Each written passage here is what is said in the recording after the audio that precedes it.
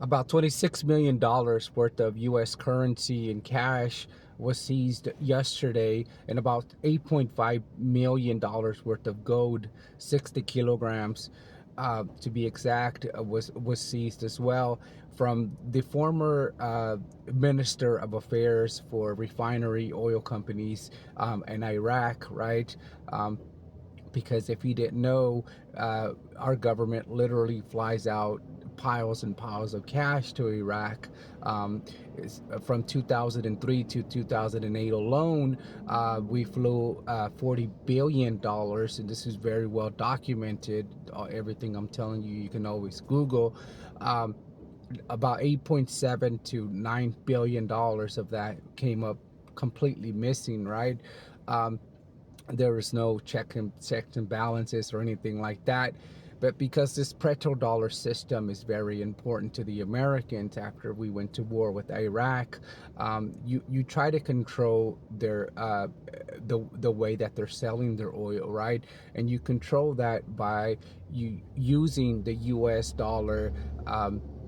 Petrodollar system, which it's the most important thing for the elites in America, right?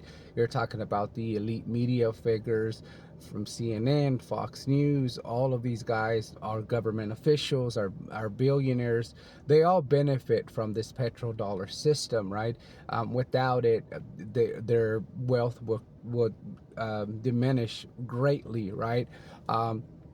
And all of this is taxpayer money, right? You can say, well, this was set aside for the rebuild of Iraq after the war.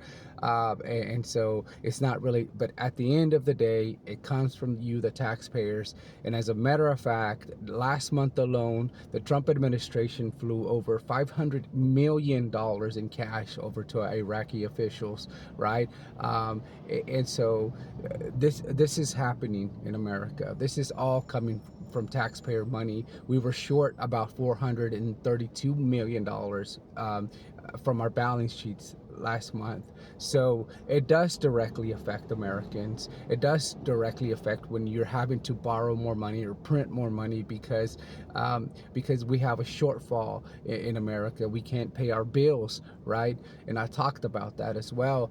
But ultimately, the corruption, the importance of the petrodollar system is shown here, right? We're willing to fly over piles and piles of cash to Iraq so that they can continue with this petrodollar system, which is the only thing that our government officials in America really care about.